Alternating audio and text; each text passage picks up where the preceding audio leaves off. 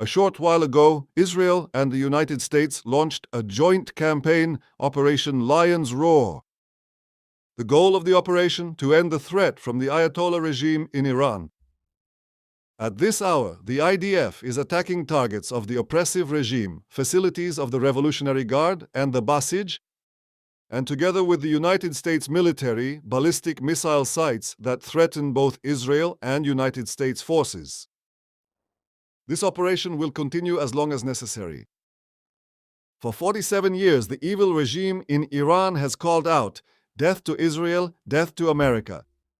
It has trampled the citizens of its own country, it has terrorized the peoples of the region, and spread an extensive terror network throughout the entire world. It has invested enormous resources to develop atomic bombs and tens of thousands of missiles intended, as it defined it, to wipe Israel off the map of the world. It also armed the terror proxies around us in Gaza, Lebanon, Syria, Iraq, Yemen, Judea, and Samaria, and it has spilled our blood. But if anyone needed further proof regarding the murderous nature of the Ayatollah regime, they received it last month. Because we all saw how this regime of terror in Tehran carried out an unprecedented mass slaughter of the citizens of Iran itself. It murdered in cold blood thousands of children, adults, and the elderly. Tens of thousands were imprisoned, tortured, and humiliated. And why? Only because they sought for themselves a life of freedom and dignity. In the war of revival and operation, like a lion cub, our heroic soldiers dealt a crushing blow to the Ayatollah regime and its proxies. But the wounded beast of prey has not ceased its attempts to recover, for that same purpose, to destroy us. In recent months, the tyrants in Iran have been plotting to rebuild their nuclear and missile capabilities, then hide them underground where we will not be able to strike them. If we do not stop them now, they will be immune. And for this purpose, their representatives in negotiations are trying to buy time in futile and deceitful negotiations with our American friends. But the tyrants in Iran have made a bitter mistake, because the United States is not buying their lies, and we will not sit idly by while the shadow of destruction hovers over us. And therefore, we have now launched Operation Lion's Roar, an action that is far more powerful than Operation Like a Lion Cub, which was very powerful. We are doing this in full cooperation with our friends in the United States.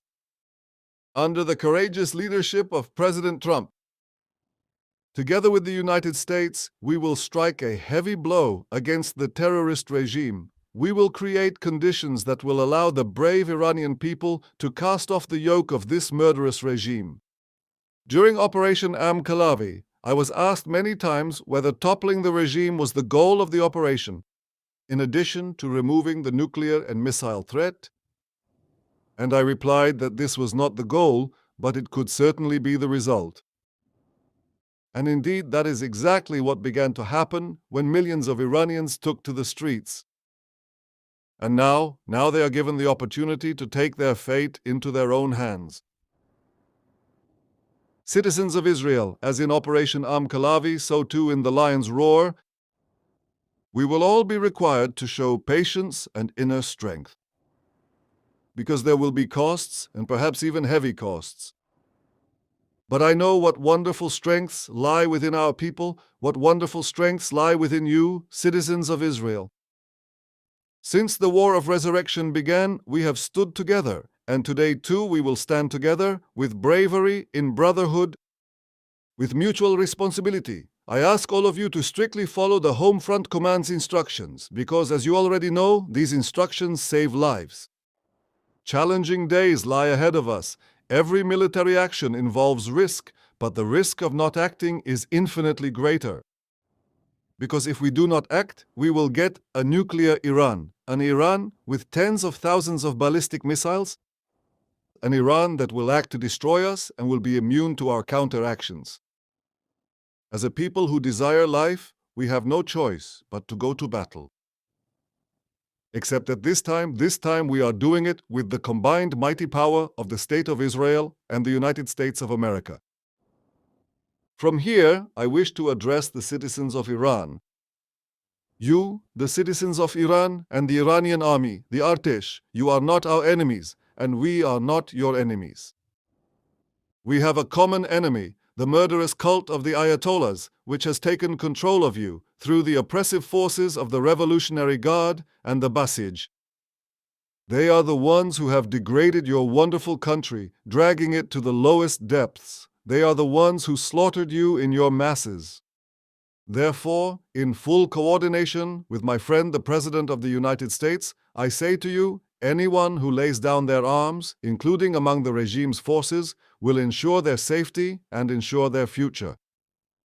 The Iranian people, in all its parts, the Persians, the Kurds, the Azeris, the Balokis, the Abkhazians, and all the other citizens of this wonderful nation, this is your opportunity to establish a new and free Iran.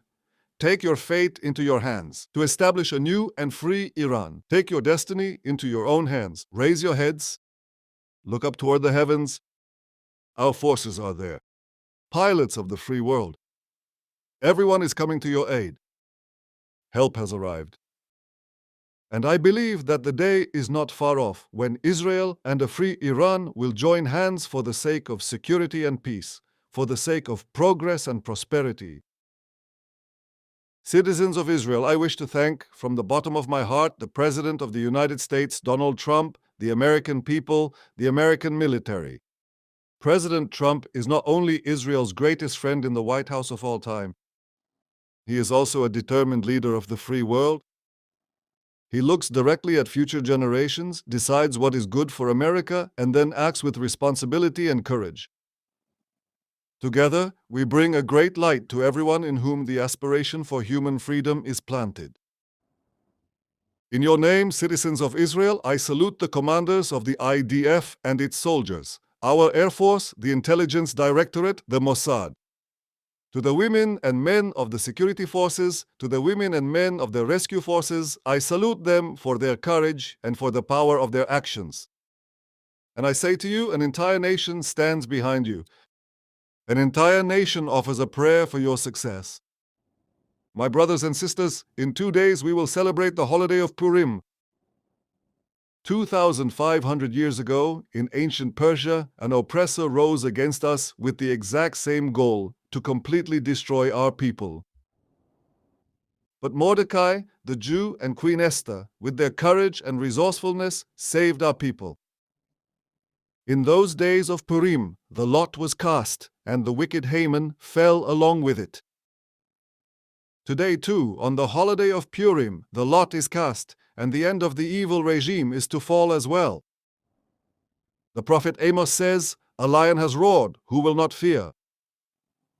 In Operation Lion's Roar, we are roaring, "Fear not, Israel, for are you not a lion cub?" We will stand as one man with one heart, and with God's help, we will ensure the eternity of Israel.